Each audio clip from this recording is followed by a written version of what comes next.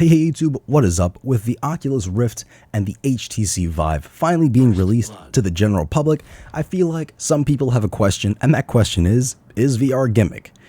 And to answer that question really quickly, no. The headsets themselves, the physical hardware, are not gimmicks. The technology within them is very impressive, and I'm surprised they actually came to market. VR has been attempted many times in the past, and I'm surprised it actually went all the way this time. I'm glad it did, but you know, there are some limitations now. And the issue is not with the hardware, but rather the software we have for these headsets. In a previous video, I mentioned how I was excited for VR to go mainstream because it opens up the door for a ton of new types of games, the likes of which we've basically never seen.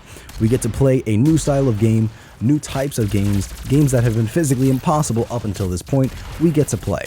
But it doesn't mean we're going to get great games right off the bat, as we're currently in the middle of what I like to call the proof of concept stage. And the proof of concept stage is basically just a game that is in its entirety only focused on one specific little gimmick. Maybe a gimmick is a poor choice of words, but one specific concept or idea, like virtually shooting a bow or virtually slashing fruit with a ninja sword.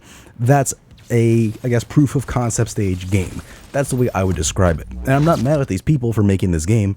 If I could make a virtual bow simulator, it doesn't take too long to make, not too complicated, it looks good, it works well, it does the one thing it's supposed to do really well, and I charge $30 for it and I sell a couple 100,000 copies, I'm not going to be, you know, mad at the person that has good business sense and did that.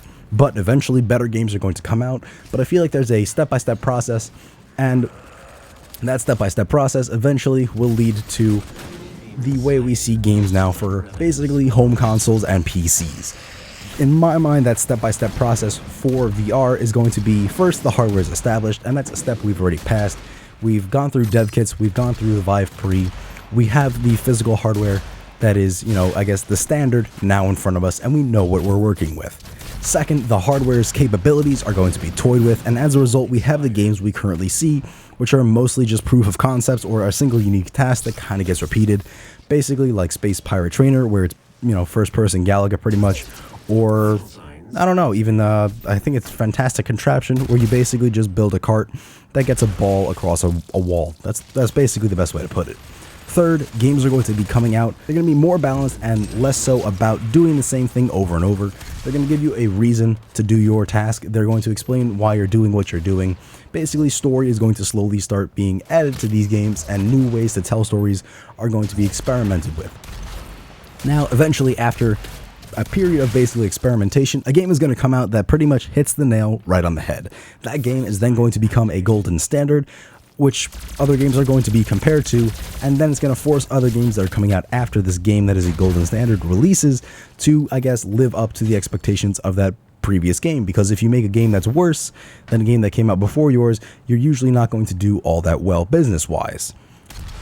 Basically, after that golden standard game comes out, I feel like a bunch of genres are going to, I guess, proliferate. That's the best way to put it. We're going to see more genre definition, and then once we have those specific genres popping up, which is basically the fifth stage, I say we're going to have almost like a rise of the competitors. We're going to have two prime, or usually three prime competitors within a genre of games, and they're all going to be learning from each other, developing new concepts, incorporating them into their games, and then their competitors are going to take the concepts that work from their game, incorporate into theirs, and then so on and so forth. Like Halo and Call of Duty, how they're basically becoming very similar, and how Halo, I guess, people thought copied Doom originally, and now the new Doom game basically came out, or is coming out. I played the beta, which is what the footage you're watching is behind this video, and that's very similar to Halo now.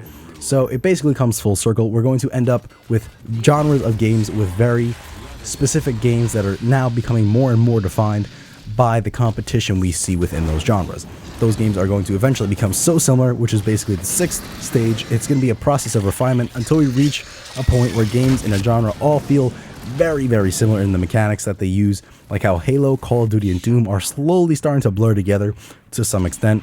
There are GIFs that I've seen of the Doom beta that I thought was just some kind of like modded Halo. It really does look like Halo. I played the Doom beta.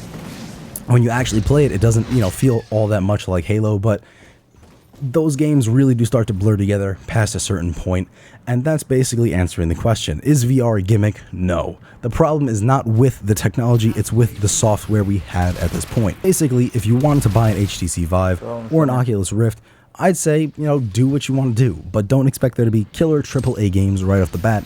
You have to give people time to actually make these games.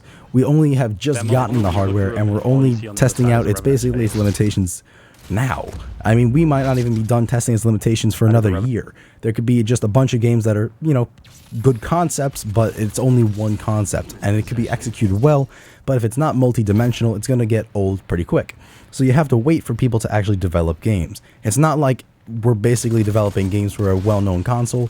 Games have been on, basically monitors or screens, however you want to put it, since their creation. Home consoles have always been on screens, computer games have always been on screens.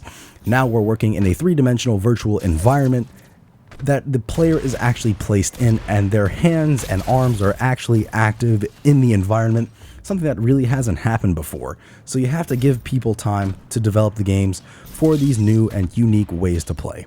That's it for this video, guys. If you like this video, you can follow me on Twitter or like my Facebook page. The links to both of those are in the description below. Or you could click subscribe because it's free, it's fun, and I'll see you guys in the next one.